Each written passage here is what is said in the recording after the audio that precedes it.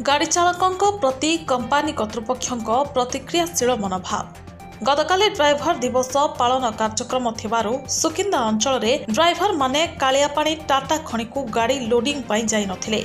तेबे आज गाड़ी ड्राइवर मानकु टाटा खणी मध्य प्रवेश करिबा पई टाटा कर्तृपक्ष बारण करिबारु टाटा खणी अंचल उत्तेजना लागि रहितला।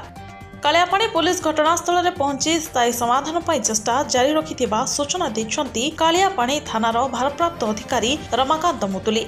तेबे खणी कर्तृपक्षों एपरी गजभिए नीति को साधारण निंदा करा जायछि। जाजपुर जिज्ञासु साहू रिपोर्ट, आवाज मीडिया।